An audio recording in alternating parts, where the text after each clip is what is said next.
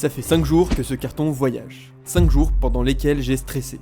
Parce qu'à l'intérieur, il y a une fourmi incroyable. J'ai déjà raté 2 fois avec cette espèce. 2 reines mortes. Et pourtant, j'ai recraqué. Parce que celle-ci, la Myrmecia nigrescappa, elle est différente. Elle est rouge sang. Elle mesure presque 3 cm. Elle peut sauter. Et sa vision, j'en parlerai plus tard. Alors pourquoi une 3e fois? Vous allez le comprendre dans cette vidéo. Si vous ne connaissez pas cette espèce, le genre Myrmecia, ce sont les fourmis bulldog australiennes, les plus primitives, assez dangereuses et paradoxalement les plus fascinantes au monde. J'ai tenté la nigriceps et la nigrocinta, 2 échecs. Cette fois, c'est la nigrescappa, et elle a quelque chose que les autres n'avaient pas. J'ai reçu un énorme colis, et ce colis vient de chez Anton Top. Alors un grand merci à eux pour ce cadeau. Et si vous voulez vous lancer, il y a un super code promo parce qu'ils ont plein d'espèces et de matériel super intéressant. Et là, ils m'ont gâté, parce qu'en plus de la nigrescappa, j'ai reçu une colonie complète d'Incantor myrmex, avec une 40aine d'ouvrières. On en reparlera plus en détail dans une prochaine vidéo, mais regardez-moi ces têtes. Elles sont incroyables. Et un nid aussi, qui sera sûrement pour les Acanthomyrmex. J'avoue que je ne connais pas énormément cette espèce. Alors ça sera l'occasion de les découvrir un peu plus. Concentrons-nous sur cette espèce, la Myrmecia. Là, on voit pas grand chose à l'intérieur de sa boîte de transport. Mais déjà, elle est vivante. C'est une victoire. Par contre, elle est seule. Pas de couvain. Ce qui veut dire qu'elle a sûrement stressé pendant le transport et qu'elle a tout mangé. C'est classique chez les Myrmecia, mais ça veut dire qu'on repart de zéro. Et ça risque de ne pas être facile. Regardez-moi cette couleur. Ce rouge profond. La tête, le thorax, les pattes. Presque tout est rouge, avec juste le bout du gastre qui est noir. Elle est magnifique, et elle fait facilement 2,5 cm. Ses mandibules en forme de faucille, ses yeux énormes qui me fixent. On sent que c'est pas une fourmi ordinaire. Pour cette 3e tentative, j'ai changé de stratégie. J'ai utilisé un nid de ma propre boutique, un nid aimanté modulable.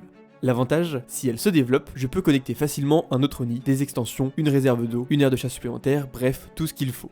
On apprend de ses erreurs. Là, c'est le moment que je redoute, parce que les Myrmecia, elles sont ultra réactives, et leur venin, c'est pas une blague. On parle d'une des piqûres les plus dangereuses du monde des insectes, et chez les personnes sensibles, ça peut déclencher une réaction allergique mortelle. Rassurez-vous, je ne suis pas sensible. Et là, elle refuse de sortir. Elle se cramponne dans la boîte. J'essaie de l'y amener doucement, mais comme vous pouvez le voir, ça ne semble pas très bien marcher. Elle est têtue, très têtue, mais on voit déjà son comportement très individuel. Elle observe, elle est attentive. Et moi, je stresse un peu. Mais aussi, je sais que tant que je suis délicat, elle ne stressera pas. Et elle ne sera pas agressive. Alors après une dizaine de minutes...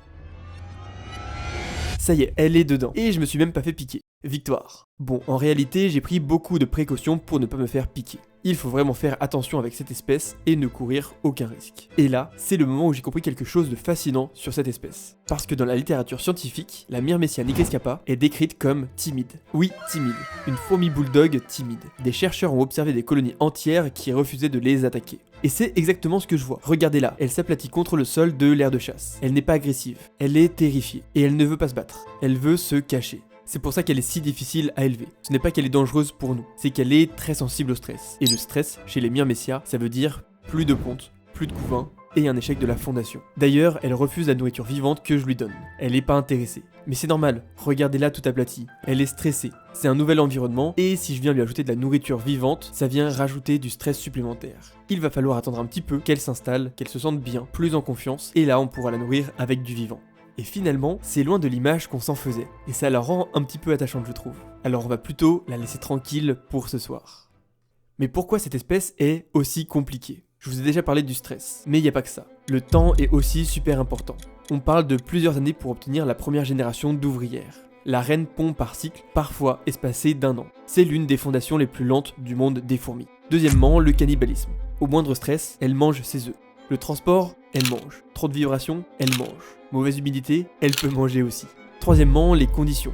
Il lui faut du substrat pour les larves qui en ont besoin pour tisser leur cocon. Il lui faut une humidité précise. Il faut qu'on la laisse tranquille. En gros, c'est l'espèce parfaite pour apprendre l'art de ne rien faire et attendre. Et justement, cette patience, cette observation, c'est exactement ce qui m'a poussé à écrire un livre et qui peut vous occuper. L'organisation secrète des fourmis. C'est en précommande en ce moment et j'ai besoin de 150 précommandes pour qu'il soit publié. Dedans, je parle des Myrmecia justement, mais aussi de plein d'autres espèces fascinantes. De leur comportement, de l'organisation des colonies, avec des anecdotes, des fun facts, et même un guide d'élevage pour ceux qui veulent se lancer. Le lien est en description, chaque précommande compte vraiment. Mais retournons à notre espèce. Alors, est-ce que cette 3e tentative sera la bonne ? Honnêtement, je sais pas. Pour l'instant, elle a pas pondu, mais bon, ça fait qu'une semaine. Elle stresse encore un petit peu. Elle refuse une partie de la nourriture, mais elle commence petit à petit à manger. Bon, principalement du liquide sucré. Mais je vais faire les choses différemment cette fois. Je vais la laisser tranquille, vraiment tranquille. Pas de vidéos toutes les semaines, pas de manipulation inutile, juste de la patience. Je vous tiendrai au courant de l'évolution, et si vous voulez voir si elle a fini par pondre, abonnez-vous parce que cette histoire n'est pas terminée. Et en attendant, si vous voulez voir une colonie qui, elle, explose en ce moment, allez voir ma dernière vidéo sur les Arpegnathos. Elles se sont super bien développées, et on se dit à très vite.